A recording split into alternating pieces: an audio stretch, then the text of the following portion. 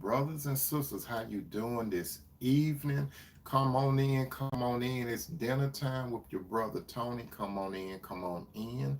I'm glad, brothers and sisters, that you are here with me this evening.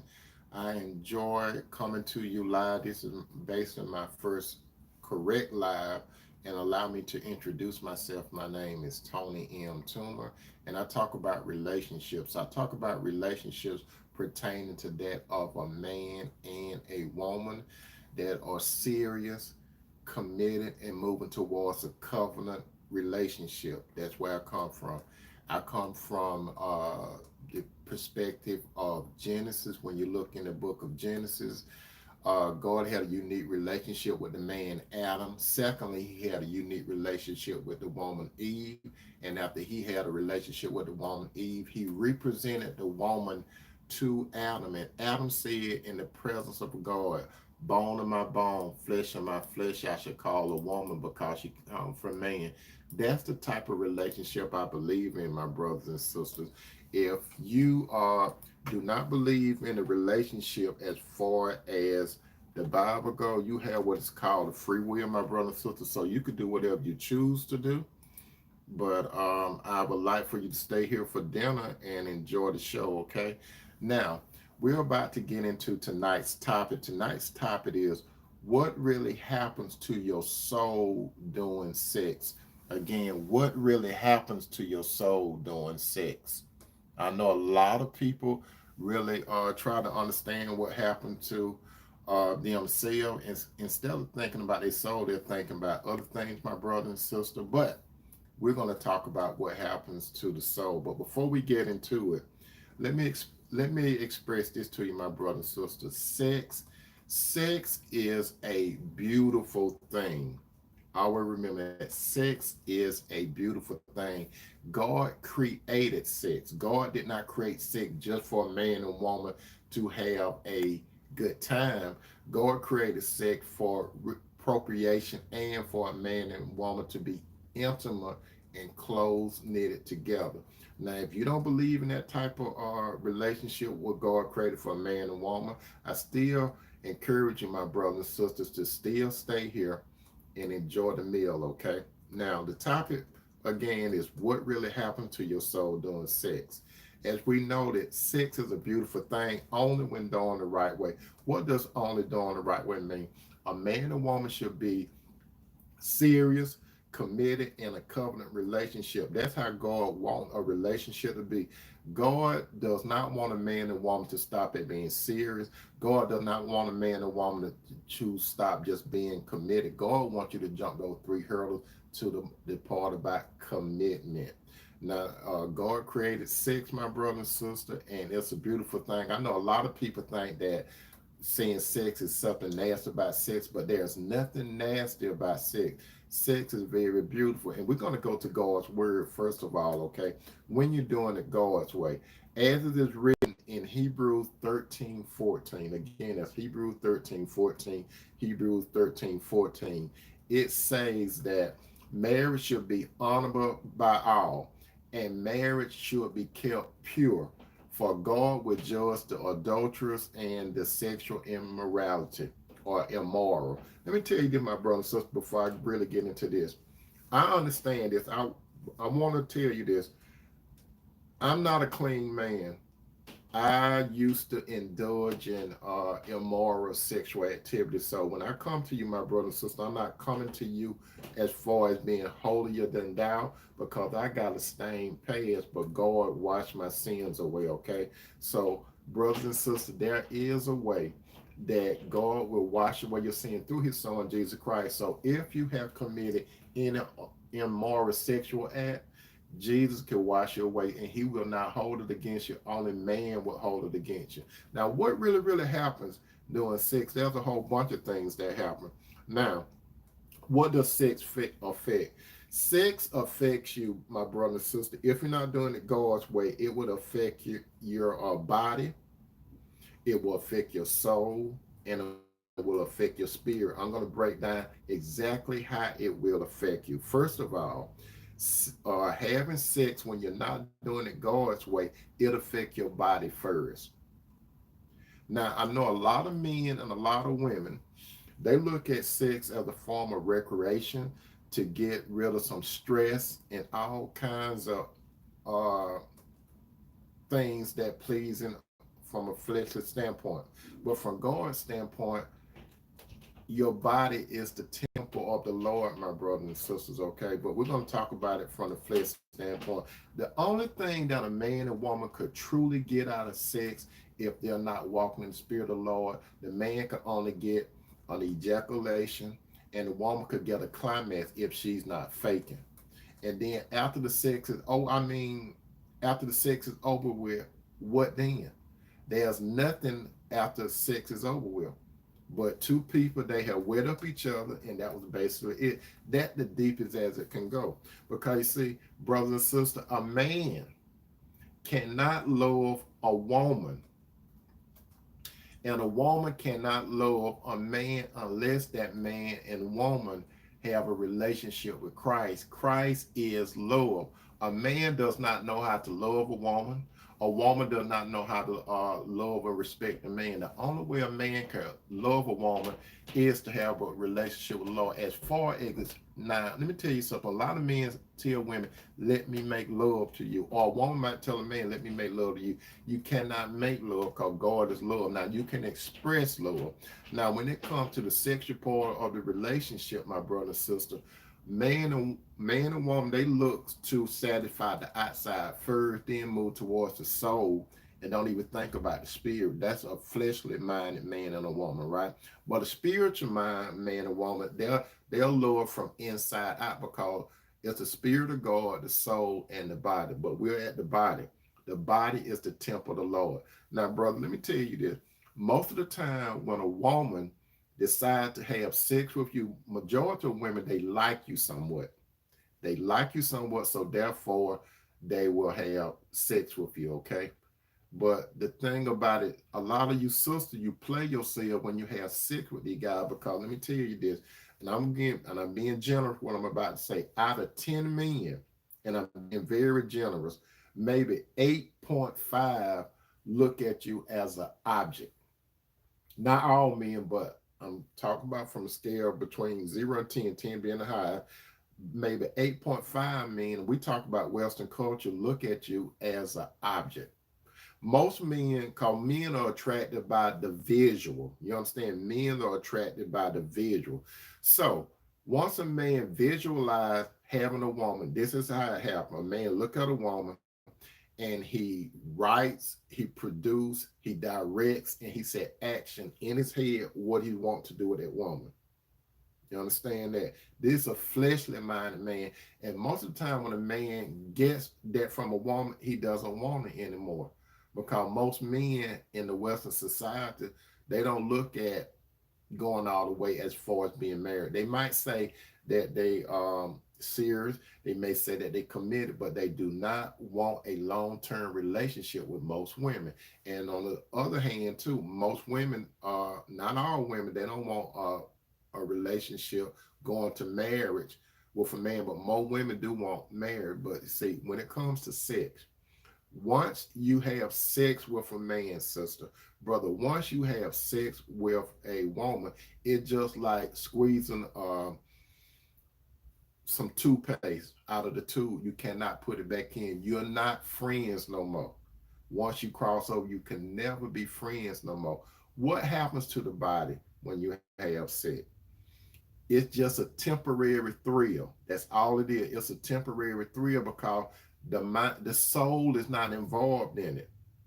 When it coming from a fleshly standpoint, the soul is not involved in it. So when a man and a woman engage in sex, it's basically for maybe tension, recreation, but nothing serious about it. And when you're doing it the wrong way, you're talking about, you can get unwanted diseases, you can get pregnancy, and all kinds of things that are negative to your health, and it will leave a bad taste in your mind. Now we're about to get to the soul part of the relationship. What happens to the soul during sex? As you know, my brother, sister, the soul is composed of your mind, your will, and emotion.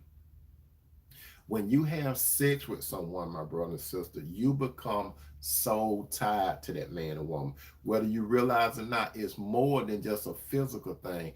It goes to the soul. It affects your mind dramatically. Your will, you may not want it, but you did it, right? And then it affect your emotions. So your whole being is involved in that, even though it might be a few seconds or a minute. That's why a lot of you brothers and a lot of you sisters, let me tell you this, a lot of you brothers and sisters, you are putting yourself in a bad position when you do this. What do I mean by that? Brother, just think about this. The woman that you are having sex with, you don't know all of her history. You don't know where she came from. You don't know who she been with. Also, sister, this man, you don't know all his history. You don't know who he been with or where he's come from. A lot of you brothers and a lot of you sisters, you look at a person and say, oh, he or she look clean. And that's from the body part, but you don't know what's going on the inside of that person. What's going on the inside of that person when a man and woman have sex is more than the exchange of fluid. That man and woman, they are exchanging energy or spirits, and the spirits affect your soul. That's why a lot of time when a man and woman they disengage from one another and they go about their own way. I could tell you this: some of you sisters, you could bear witness to this. You decided to have sex with a man, right? When you had sex with a man, you misconstrued, or some of you thought that you was in love because you thought because I gave that man my body, I gave him my all. And men don't look at it that way because men are analytical. Women are more emotional. You understand? Women are more emotional, whereas the men are analytical. That's why a lot of you sisters, you don't understand that. The typical man could have sex with a woman and his mind is not there and his emotion not there. It's just a physical thing. And sister, I wish I could really explain it to you. The only way I could explain it to you, sister, you have to be a man. So majority of the men, sister, is just about the physical part of the relationship, and then you're gonna get discharged. You're gonna really, really get discharged because what else does the man want you with you? Now, some of you sisters, just check this out. Some of you have probably had sex with a man, and after it was over with, you notice a lot of time his behavior changed. His behavior changed. At one time, he was pursuing you, right? I'm talking about men of the world or fleshly men. They were highly pursuing you. They would call you saying how you doing. They would text you good morning, beautiful. They would send you flowers. They would do all kind of stuff. But the only thing they was doing was preparing you like you're a Thanksgiving turkey, and it's not even Thanksgiving. What happened to a turkey? The turkey knows that we're eating real good right now coming up to Thanksgiving, right? They know we're doing real good right now, but guess what? Close to Thanksgiving, they just don't know their head's about to get chopped off. And that's the same thing a lot of guys do, some of you sisters. You are just like a Thanksgiving turkey, and once they get finished with you, guess what they say? Thank you. They might say thank you, or that's right, sister, they will ghost you. A lot of you sisters, you ever notice this? When the man he has sex with you, and once he have sex with you, a lot of time he comes up with an excuse whereas he got to go somewhere. He might let you spend the night over his house one night, or he might spend the night with you, or while you sleep, he would get up and ease on out, and then you notice that he's gone, and when you notice that he's gone, you call him and he tell you aloud something that he had to go. And if you ever wanted this, some of your sister, you had sex with a man, and you in your mind you thinking he should call you, you thinking that he should text you, right? But you don't get it. You don't get it for a long period of time. And then sometime when you try to reach out to the man, you might try to reach out to the man. He will not. He see your telephone number, but he doesn't answer. Go straight to his voicemail, or you send text and you don't get no response back. But a few days can go by or a few weeks, and out of nowhere, it'll appear like out of nowhere, you will get that WYD. on your cell phone, or he might even call you and say, "How you doing, stranger? And when can we hook up?"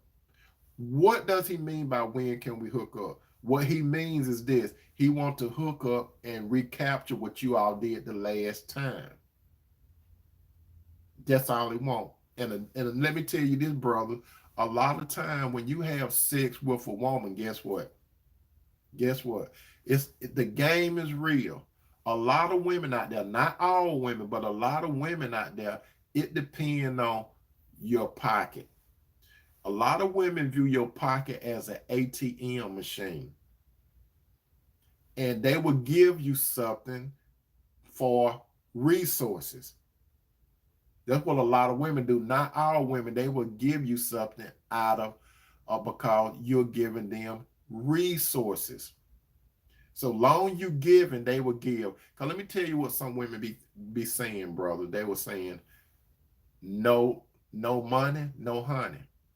And a lot of women, they operate on the prostitution level. Now, some people think that a prostitute is a one that be out there on the street and walk up to your car.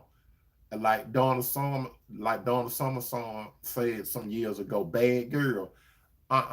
There are some women, and it's bad to say, they exchange their body for resources. So anytime a woman exchange her body for resources, brother, that is a prostitute. And once you can't supply your resources, she's gone. So there are men that use women, and there are women that use men. And this has a lot to do with your psyche. Brother, you feel used because you gave her resources. You thought she was into you. And sister, you felt used because you gave him your body. Now you got a man psychologically messed up, and you got a woman psychologically messed up. And that's why a lot of men and women that have sex, that's right, beggar. That's why a lot of men and women, they are bitter to members of the opposite sex because they got soul tied to an individual. And so there are some men, as a matter of fact, there are some men that's on YouTube and social media, they blast women all day. And then there are some women on YouTube and social media that blast men all day. Why do they do that? They want to say that a man, some men will say that all women are like this. They do men wrong. And then there are some women that say all men are like this. And what they don't want to do, they don't want to take responsibility. They do not want to take responsibility for a mental decision that they made. Now you see, when a woman, she operate on her emotions. So how does a man get to a woman's soul? Remember the mind, the will, and emotion. This is how men mostly operate. Men know that they have to have a pretty decent talk game. So when a man approach a woman, he's thinking about deep what's going on the inside. He's not thinking about her spirit. He's thinking about her body, but he got to get to her inside to see what make her tick, right? So when a man approach you, sister, you got to understand it's a psychological thing. Men that got game, they know that you on your emotions. So what do most men do? They going to compliment you. They're going to compliment you, but it depends on what type of compliment they come to you. But they will compliment you. They will tell you stuff like you fine, you look gorgeous, and all that kind of crap, right? Or you show weighing that. A lot of guys, they got that game, right? And some of you sisters, you are susceptible to games. It's a psychological thing. So when they talking in your ear, they making you feel good. That's all they doing. They're making you feel good. So once they making you feel good, and then you start smiling, right? And then they working on you. Cause this is how men strategize, my sister, based on they don't know what you're really thinking until you start talking. And once you start talking, that's how these men develop strategies along the way, how to get from home plate all the way around first base, second base, and third base to get to you.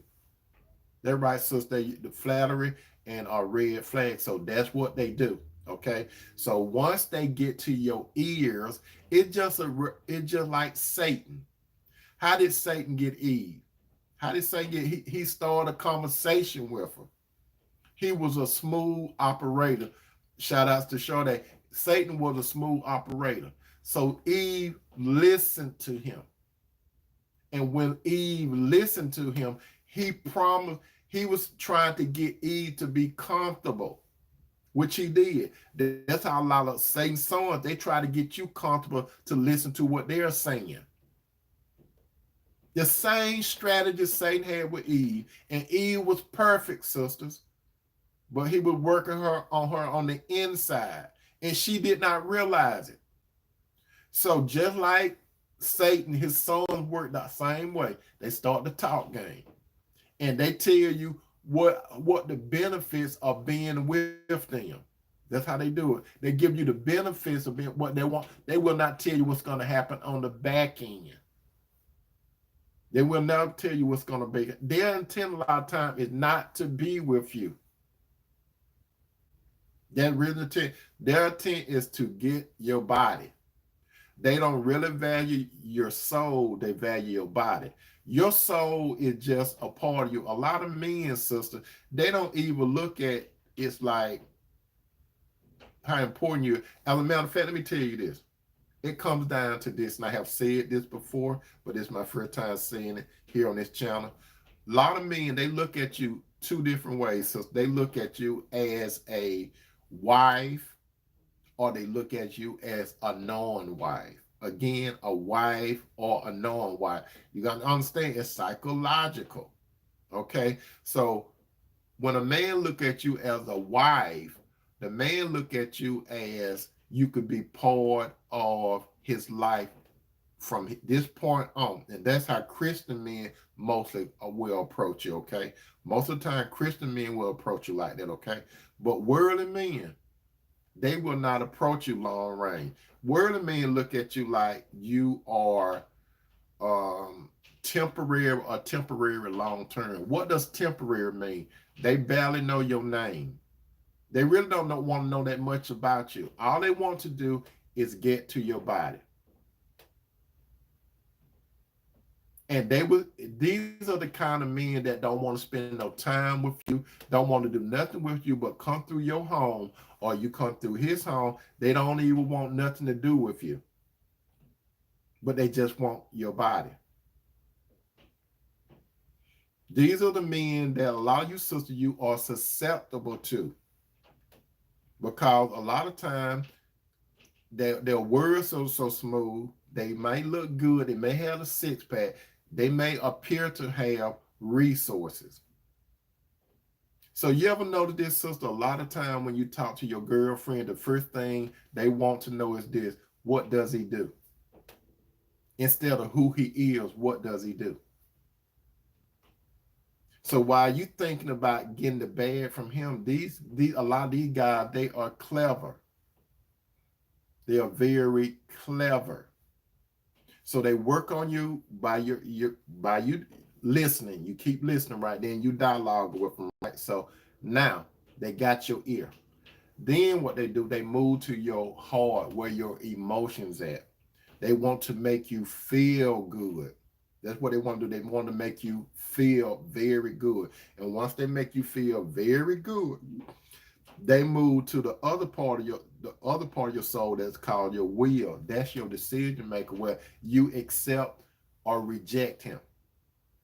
Once he get from that middle part of your soul, from your emotions to your will, and if you say yay in your will, I will allow him to do this, then he gets to your mind.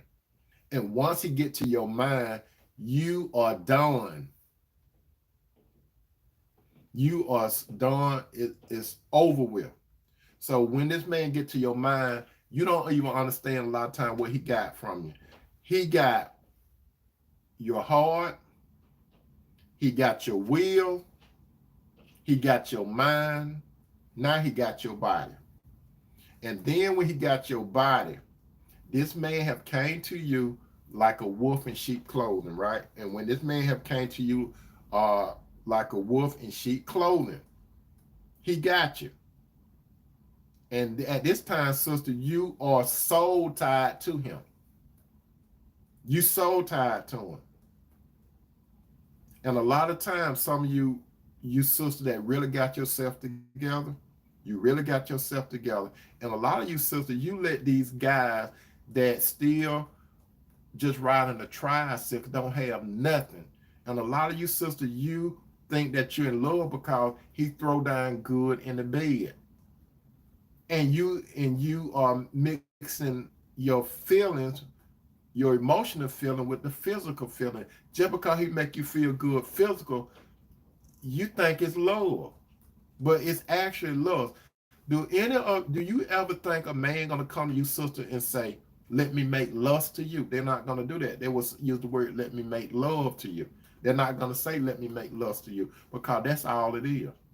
Before that man got to your body, sister, that man had already thought about it in his mind. Jesus said this, and Jesus was talking about pertaining to a man. He said, a married man. He said, if a man looketh upon a woman and lust after her, he has already committed sin. Adultery. That's what Jesus said, and that could go the same way. If a woman look at a man and think about sexual activity with him, she have already committed adultery with him. So it doesn't just start when the physical part take place. It start on the inside and work its way on the outside. So a lot of you sisters right now that I'm talking to, a lot of you are so tied to a man. Did you it's so bad that this man he does you any kind of way. You know that he probably seeing other women. He might be living with you and he be gone for days. He might not be living with you. He might be in another, he might have per se disengage or dump you, and now he's married, and you find yourself, your life is on hold. You can't go no further. Your life is on hold. You continue to think about him. You trying to make a relationship work with another man, but it won't work because this you still got that soul tied to this other guy. And it's bad, sister. Some of you will go ahead and get married to another man, but you going through the motion with him because you still thinking about this man. Like the OJs had a song got your mind, your body is here with me, but your mind is on the other side of town. You understand that? So, sisters, and then this is what a lot of you sisters do. This man gets so soul tied with you. It could be months and years. That phone ring, when that phone ring or that get a text, you would drop everything and go back to that man.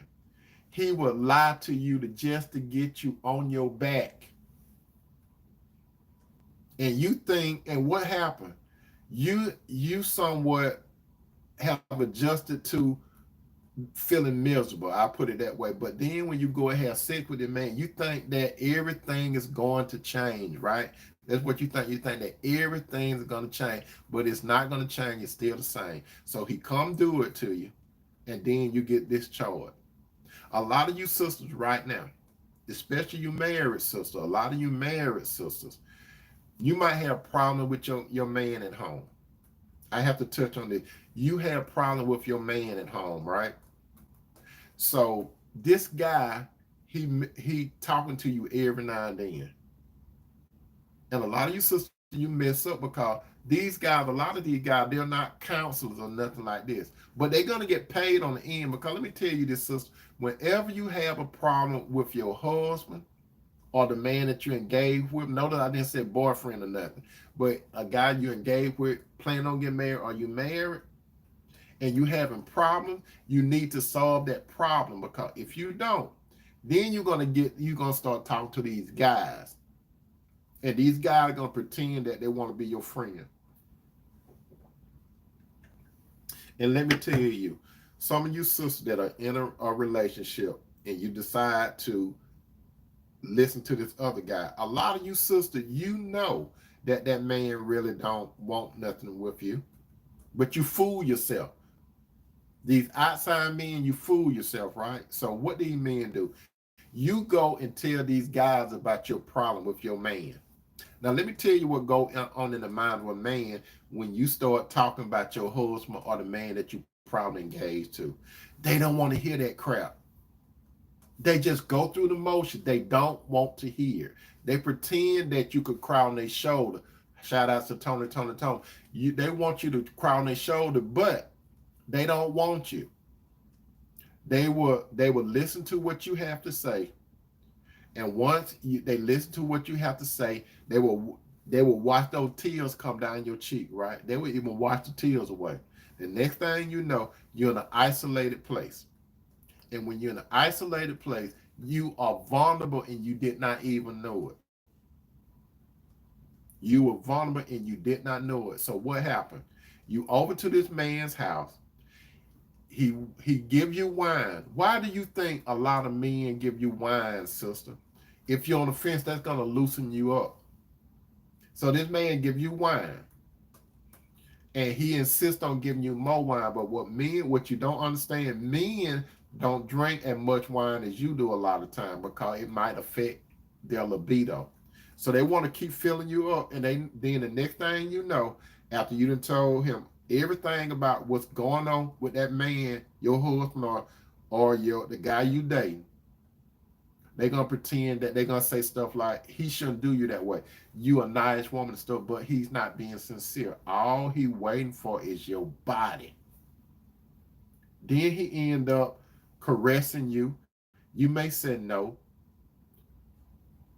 but your body's saying yes, but your words are saying no. And he pick up on you just going through that motion. Then the next thing you know, he got you in his bed, right? And when he got you in his bed, guess what's gonna happen? When he gets you in your bed, when he gets you in his bed, you're gonna feel bad. You're gonna be feeling bad and good at the same time. And after he finished, you're gonna get up, you're gonna go to the toilet, you're gonna sit on that toilet, and you're gonna reflect what you just did. You're gonna wash up. He's gonna act like he really cares for you, but he really doesn't. And then when you walk out that door, more than likely another woman coming behind you. You understand? You get in your car, you feel dirty. You just washed off at his house, or you just took a shower, but you're on your way home, right? You feeling dirty. It's not that your body's clean, it's your conscience, sister. It's your conscience that bothering you. You may call your girlfriend and tell her what's going on. And depending on what type of girlfriend you got, she might be raw, but then you give a sincere, she might feel sorry for you. So you get home to that man that you did not, how you doing, Sister Perry? So you get home, you walk into that door, and that guy that you have a conflict with, you walk right past me, you go get in the shower again. You get in that shower again. Sister Angie, yeah, that's right. If you're not a Christian, Sister Angie B, you will feel convicted. So, sister, you get in that shower, you still washing, but it's your conscience. Because before you went over there, the Lord's Spirit was in you telling you to turn around, don't go. But you turned on the radio, or you tried to block the Lord out, and you put yourself in that situation. And you soul tied. A lot of you sisters right now, as I speak, you're still soul tied to a guy or guys. What do I mean by that? Every guy that you have had sex with, sister, those guys are a part of you. Unless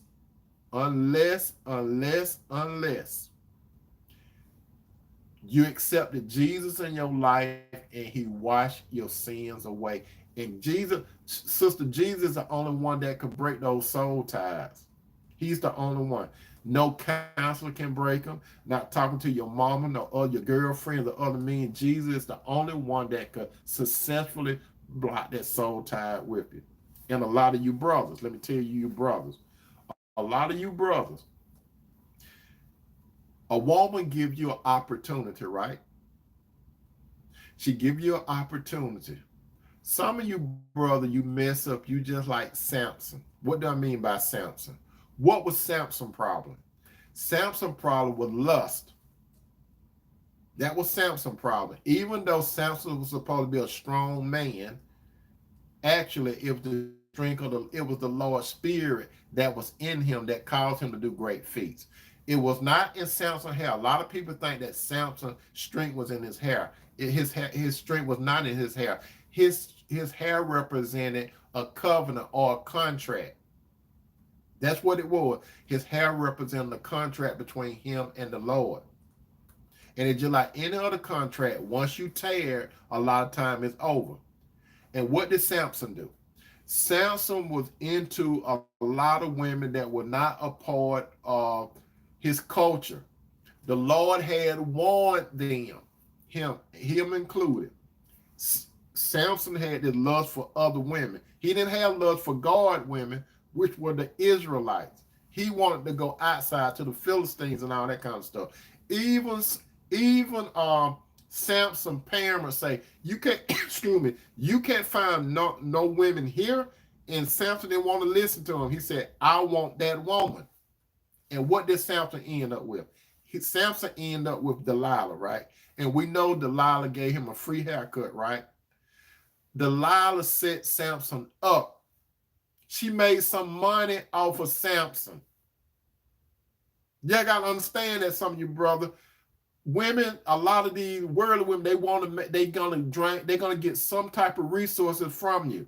They're gonna either get money directly from you, or if they don't get money from you, they're going to get it some kind of way. They're gonna get something out of you.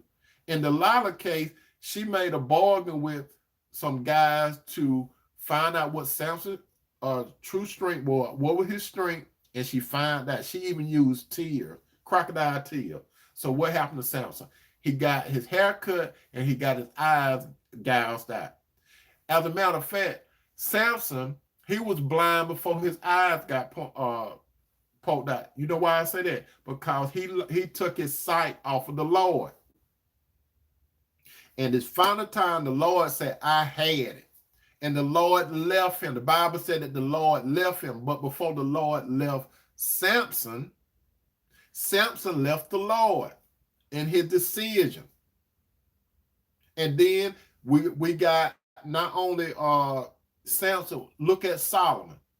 Solomon did the same thing, but Solomon did it with 1,000 women. Solomon was married to 700. Solomon had 700 women and 300 concubines, side women. Can you imagine a man with 1,000 women? And I'm not just throwing a number out. You check it out in the Bible. He had 700 wives, and they believe in different gods, right? And then he had these other women. None of them believed in the God of Israel. So what happened to Solomon? Solomon is the only man that walked on the earth that had wisdom besides Jesus. Jesus was a total embodiment of wisdom. But as far as a plain man, there's not one man that lived before Samson, while Samson was living, or any man that came after Samson. I mean, not Samson, but Solomon. There's no man that had the wisdom. There's no man that had the wealth or not before Samson. Oh, I don't know why I keep saying Samson, but Solomon. There's no man that had more wealth, ruled the country, had all these things, but yet he lost God because he was running after women. He had a lust problem too. A lot of you guys that run after women, you have a lust problem. That's your problem. It's not that you being a player. You have a lust problem when you have to run after women. And most of the time, you run after women, it's for the sex. And it weighs on your psyche because you have a problem with lust. And after you get these women, you, brother, going to discover that you are empty on the inside. You're not fulfilled on the inside. You're empty. You don't have Christ. Like a lot of women, you don't have Christ when you do it your way. Now, let me tell you this. Let me be clear. I understand what I'm talking about because guess what? I used to be out there in the world. And I committed a whole bunch of fornication. That's right. I know this is prior. You don't mean to bust your bubble, but I know that I have went there before. So said, why do guys come back? A lot of times guys come back A lot of times it depends on the grass is greener. A lot of guys look at the grass is greener, and then they leave and then they come back. But when you look at the grass is greener, what make the grass greener? A lot of manure. So they went because they went to grass is greener, then they ran into a lot of manure, so they came back. A lot of guys come back, sister, because you soul tied to them and they know they could come back. They know they could come back at any time. They know you're not going to go nowhere. And some of you brothers, you let women come back, you let them come back just for a moment, and then they gone again, just like in the Bible, Hosea. Hosea married a prostitute. God told him to marry Gomer, and we'll not talk about Gomer Pye, but Hosea married a prostitute. She had a sexual issue. Everybody in the neighborhood knew her. Everybody in the block knew Gomer. But God told Hosea to marry her. He did it. Can you imagine, brother, God telling you to marry a prostitute? But he did it. Can you imagine what the people were saying when can you imagine what Hosea, being a prophet, his family and friends saying, man, do you know she's a street woman? She's for the streets, but he still married her. And guess what she did? You know that saying that you could take the girl out of the country, but you cannot take the country out of the girl. She went back to what she was doing. And not only this, God told Hosea to go get her again. God told Hosea to go get his wife that's a prostitute. So he went to get her, but this time she had a pimp. So he had to pay to get his wife back. His own wife, he had to pay this pimp to get his wife back. What does that represent? That represent Hosea was like it is kind of like a shadow of how God forgive us, my brothers and sisters. Have you noticed that, my brothers and sisters, when we do wrong, God will come and redeem us from the devil in the world? That's why God used Hosea in that situation. But we're still talking about the soul, because that's the crucial thing. My brother and sister, your soul is the only thing that you have. You don't have nothing else. When everything is said and done, you only have your soul. Your soul is the real you, what's on the inside of you. That's your mind, your will, and your emotion. And not only your body, not only your soul. Now, this is the devastating part. Your spirit. Your spirit. My brothers and sisters, you got to understand that if you are followers of Christ, God lives in your body. When you accepted Christ, Christ came into your body. Your body is the temple of the Lord. You got to understand that. You were bought with a price. You're not yourself anymore. You were bought with a price. So Christ is in you. You think Christ is just up in heaven, right? The Spirit of God is in you. So you walking, you a walking house. So you got the Spirit of the Lord in you talking to your soul. So brother and sister, it's about you dealing with the flesh and you dealing with the spirit. That's what you're dealing with. Now let's talk, we're talking about the sexual part and the soul, right? So you feel like you have to gratify those urges, right? Now when Christ saved you, my brother and sister, he saved your spirit, your soul, right? But your body is not redeemed. You got to understand that. Your body is not saved. It's your soul that's saved. Your body gets saved when Christ comes back. That's when he come back during the rapture, and you're going to get a glorified body. But in the meantime, brother and sister, your body is going to be warring against your spirit. You're going to have those urges, right? You're going to have those urges to have sex, especially if you enjoy that physical part of the sex. A lot of you brothers and sisters, why do you have sex? Sometimes you want it because you want to feel good. But if you look at it, my brother and sister, you want to feel good, but feeling good is not like on the movies and stuff like that. When you really look at sex, it don't go on for hours and hours. It be for a few minutes. It just be for a few minutes, and boom, boom, boom, there it is.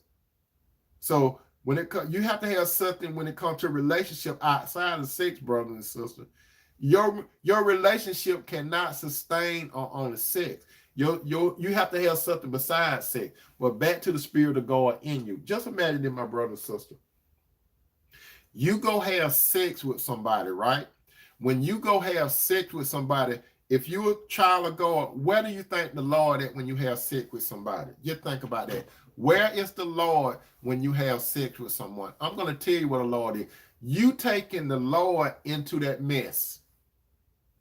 The Lord don't leave you right then.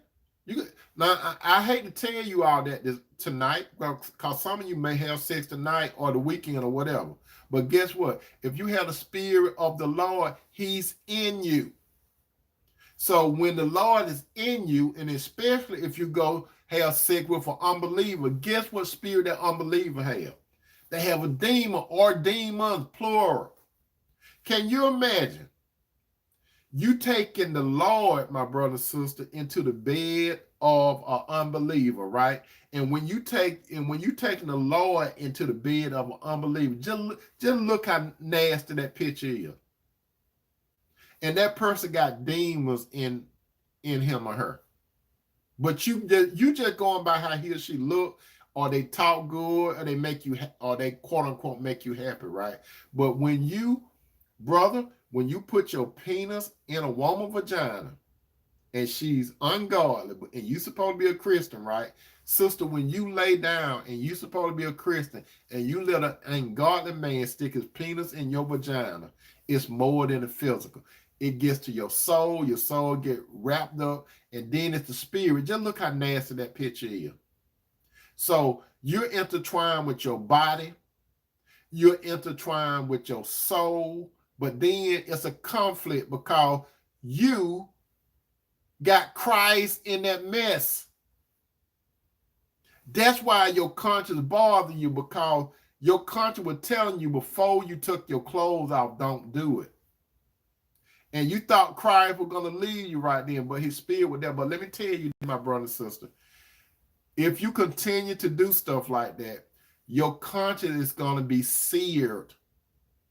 You know why your conscience is going to be seared? Because you're going to keep doing it, and you felt guilty at one time, right, brother? Or you felt guilty at one time, sister. But guess what? You're going to get so complacent. You're going to get so complacent where it's not going to bother you no more. Your conscience is going to die. And not only that, my brothers and sisters, let's say that you are a model of a Christian. You're not perfect, brother. You're not perfect, sister. But guess what? Guess what? If a scandal get out on you, and what happened then? You lose your testimony before the world. You supposed to be representing Christ, brother. Sister, you supposed to be representing Christ. That's right, a rebate mind. Yeah, you know. Yeah, that's what's going to happen. Your body is the temple of the Lord. You got to get this in your mind, my brother and sister. Your body is the temple of the Lord. It's not yours no more when you give your life to Christ. But listen to me, my brother and sister. Remember what Joseph did? And I'm not talking about Jesus' stepfather. I'm talking about Joseph. Remember when Joseph's brothers sold him to these travelers, and these travelers sold him to Potiphar, and Potiphar's wife tried to seduce him? Remember that? But what did Joseph do? He ran. Some of you sister and brother, you got to run for sexual sin. Out of all the sins that we commit, brothers and sisters, the sexual sin is the one when we sin against ourselves. That's the only sin when we sin against ourselves, when we commit sexual sin. We sinning against our own body, and Christ is in there. Christ don't get out of your body and go sit in the chair until after you finish fornicating or adultery. He doesn't do that. And let me tell you this too, my brother and sister, before I go. It's 2 points I want to make. Guess what happened when you're having sex, my brother and sister, and you're not doing it God's way? You think, brother, you think, sister, that y'all in an isolated place together, right? You think you're isolated, right? You're not isolated. Guess what? Why are you doing what you're doing? Guess what? Guess who's looking at you? You operating in a physical world, but you still a spiritual being. Guess who's watching you? You think nobody is watching you, right, brother? And something like Rockwell said, I always feel like somebody watching me. You all remember when Michael Jackson threw that little hook party and I always feel like somebody watching me. Just because nobody is not around you, brother and sister, while y'all doing the monkey dance, guess what? Spirits are watching you. If you are a Christian, not only is Christ in your body, but Christ had assigned some angels to protect you. Now, not only are you got Christ, the Spirit of God in you, you got angels watching you do that. Can you imagine that, brother and sister? Angels, they're not stopping you. They have to sit or stand there and watch you having sex with somebody, and you're not doing right. A lot of you, brothers and sisters, this might not came to your mind, but the spirit world watching you, and not only are God watching you and God in you, but angels. Guess what? Demons are watching you do it. And not only are demons watching you, the person that you're sleeping with got a demon, singular, or demons. And now it's physical and spiritual. So who are you hurting, my brother? Who are you hurting? Who are you hurting? You know why I know this? Because I have been down that road before, my brothers and sisters. I know what it's like, but I wasn't thinking the way I'm thinking now. When I used to be out there fornicating, my brothers and sisters, when I used to be out there fornicating, let me tell you this. I just wanted to be me and that particular woman at that time. It was several of them. Not at the same time, though, but it was several. I was just thinking about me and this woman together. We wouldn't think nobody else on the ride, so I thought nobody ain't seeing her, but I wasn't thinking like I'm thinking now. But God watching, angels watching, demons watching, and demons saying, go, go, go, go, go, go, go. The demon telling God, I told you he ain't no good. I told you she ain't no good. And let me tell you something, my brother and sister, before I get out of here. Listen up to this.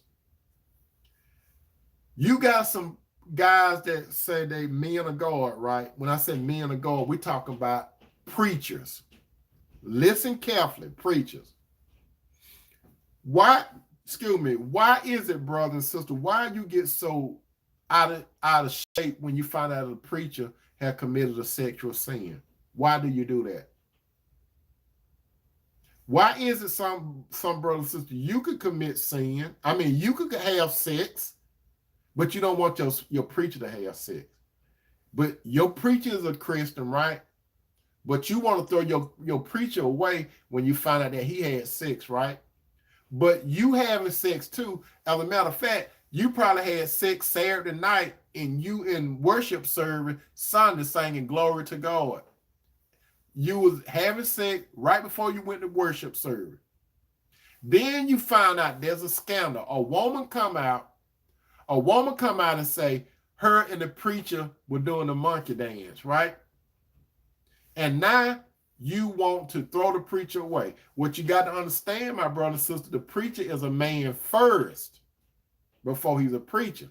A preacher had a capacity to sin. That's why, my brother and sister, you got to understand this. You cannot be judgmental when a man and woman get caught up in sexual sin. The only thing you could do is pray for them. Because guess what? Some of you still got things that you're dealing with. Just be real. Some of you got some things that you're dealing with, my brothers and sisters.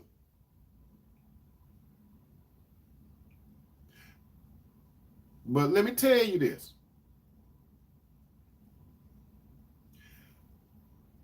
Let's say, brother, you were called a player. Let's say you had a history of being a player. Let's, sister, you had a history of being a player. What's the difference between a man being a player and a woman being a player? You're using people. And what do you use? You're using that person for sex. Basically, sex and material stuff. Is sex good? Sex is wonderful. But sex has to be done how God wanted to be done. God, brother and sister, God does not want us. God doesn't hold sex back from us. He doesn't hold it back from us. Because God created sex. It was good. And it still is good. It's good when you do it the right way. What is the right way? God's way. God's way is to be serious. God's way is to be committed, and God's way is to be in a covenant relationship, which is married. That's what God requests. God wants us to be married. I failed in that area once upon a time in my life, my brother and sister. So I don't want you all to think that your brother Tony ain't never did nothing wrong. I used to be out there. But let me tell you this, my brother and sister.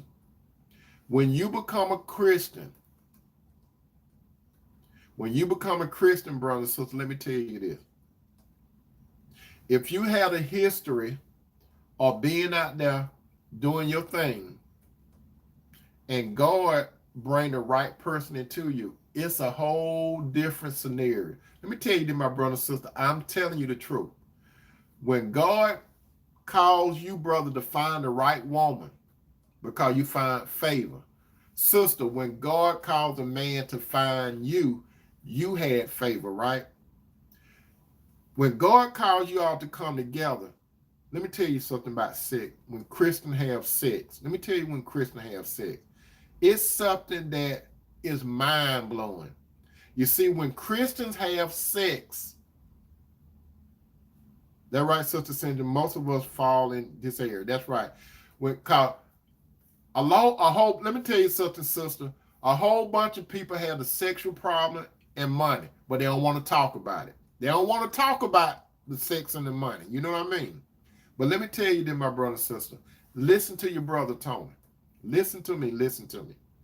Brother, when you allow Christ to come in your life, sister, when you allow Christ to come in your life, whatever you did in the past, he washed it away. The world gonna remember how you used to be out there. The world gonna remember that you used to run the street, brother. The world gonna remember that you used to run the street. So they don't think there's no hope for you. But it is hope in Christ. If you have a soul tie that's linked to sex, guess what? The Lord can break it. You can go to a counselor. You can go to those meetings where you can go to a sexual anonymous class and stand up and say, you have to tell your name and say, hey, I got a sexual problem like everybody else there. Okay? But let me tell you this. When Christ delivers you, my brother and sister, listen to this. Listen to me carefully. You're going to feel some urges sometimes to do it again. Your body is not delivered. You might feel some urges to do that stuff again. But guess what? When the Spirit of the Lord in you, it gives you control of your body. So it's a constant battle of the flesh and the spirit. You understand? You're going to always have that constant battle of the flesh and the spirit until Jesus comes and deliver your body. You're going to get a new body, my brother and sister, but in the meantime, you're going to have to battle the flesh and the spirit. And, brother, when God brings a Christian woman in your life, and you find her, because the Lord brought the woman to you, you didn't do really nothing. He did. All you was doing was delighting in the Lord. You were going about you were trying to live your purpose out and execute your gift. So you start pleasing the Lord, right, brother? But the Lord knew you wanted a woman in your life. Sister, on the same thing, the Lord know that you want a man in your life. So you delight in the Lord, just like Boaz and Ruth. Boaz did not know nothing about Ruth. Ruth did not know nothing about Boaz. When Ruth came where Boaz was at, Ruth was about this. This is what Ruth was about. Ruth was about handling her business and taking care of her and her mother-in-law. And Boaz had his stuff together when he met Ruth. God worked through life circumstance and brought Ruth and positioned her so Boaz could see her. That's how God does it. God, brother and sister, he can orchestrate you, brother, to find the right woman. Sister, he could orchestrate sister, for the right man to find you. You don't have to go looking, brother, for a woman. You don't have to go chasing after a woman like Samson and Solomon did. Sister, you don't have to go looking for a man. But through life circumstance, and I always give this illustration. Brother, you're a man of God. Sister, you're a woman of God. Sister, you may have to go to the grocery store and get some groceries. Brother, you might have to run through the store and get something. You wouldn't think about no woman, but God knew you wanted a woman. Sister, you weren't thinking about a man, but God knew you needed a man. Y'all, one of you all, like sister, you might be standing in the aisle reading, you might be reading the back of a can for the ingredients or how to make the poke and bean taste better with some hot dogs. Then this man come down your aisle and he see you and you see him. And you know right then it's something there. You know right then there's something there. It was not infatuation because you ain't said nothing to one another. But the Spirit of God let you know it's something here. So, brother, you walk up to her and you start conversating with her. And sister, you see that he wanted something more than getting you on your back because sister, you have heard all those lines before. You done heard all the lines for all the other men, but this guy, he approached you differently, and you kind of skeptical. You say, okay, I ain't never met no man like this before, but I got to watch him. He coming with some new game. He's not coming with no new game. He coming with the Spirit of the Lord, sister. So sister, this is what you do. When a man comes to you, I always say this, sister, when a man ever approach you, this is what you do. It's serious business. When you start if you decide to date this man early in the relationship, very early in the relationship, sister, you have to ask that man, do you see me as a wife? If he say yes, you say, do you see me as your wife? If he say yes, you say, when are we going to do this? Because some of you, sister, you let a man off the hook. You got to be serious, sister, because if you don't be serious, you're going to find yourself with a man 5, 10, 15, 20 years. He might move in with you. You may move in with him. And then he bounce on you for another woman that he knew for 2 weeks. A lot of times, sister, when you get yourself in a bind like that, let me tell you what's going on. When you get yourself in a bind like that, that don't mean that the man was seeing this woman on the side all the time. But you allow him to operate on why buy the cow when the milk free. It's just like when you want milk, you go to Kroger's and get milk, right? But if he got you, sister, why would he go to Kroger's when the cow is there? I'm not calling you a cow, but you know what I'm talking about. He getting the milk free from you. Sister, you got to raise your standard. Brother, you got to raise your standard. You ain't no gigolo. Morris Day said gigolos get lonely too. You're not Morris Day in the time. You're not no gigolo. You don't get lonely. How you going to get lonely when you got Jesus in your life? You're not going to get lonely. But back to the sexual part, before I get out of here, let me tell you, when two Christians engage in sex, it goes beyond sex. It's another total experience, my brother and sister, when you are engaging in sex the right way. Brother and sister, you go to what is called, you don't know what utopia is unless you have sex with a person that's a Christian and you're in the right relationship with God. Because let me tell you something, my brother and sister, what God does. If you decide to have sex minded God, the only thing you're gonna get, brother, all you're gonna get is a little squirt, and sister, all you're gonna get is a little release if you don't fake it. If you don't fake it, that's all you're gonna get, and you're gonna feel empty. You're gonna go around people, they're gonna think you got a relationship. You ain't got no relationship. If you're not engaged, moving toward marriage, God don't recognize your relationship. Your family friend recognize your relationship. God doesn't recognize it. So that's something free of charge, okay? God doesn't recognize your relationship unless you engage, moving toward marriage, or you're married. Sister, don't let these guys put their shut up ring on you. Some of you sisters, you worldly sisters, well, I ain't gonna say you worldly sisters, worldly women, you get these rings because this guy, he don't want you to go nowhere because you throwing down good in the bed, right? And you start threatening. So he go to Walmart or something and get you an engagement ring. He give it to you and you flashing on social media. And not only are you flashing on social media, you telling all your friends, but you don't have no wedding day. All that man did was got you a shut up ring. You thought it was an engagement ring and it was a shut up ring. He wanted you to shut up and keep getting on your back. But when God brings two Christians together and they express love, you see, Christian men and women, when they get being sex, they don't make love, they express love. Because when Christians have sex, that's right, Sister Angela, the shut up ring. They're the AK, the promise ring. I promise you nothing, sister. That's what these guys say. I promise you nothing. I'm gonna see how far this ride go. And let me tell you something, some of you sisters. You feel like you're on Gilligan Island, don't you? You will never get off the island.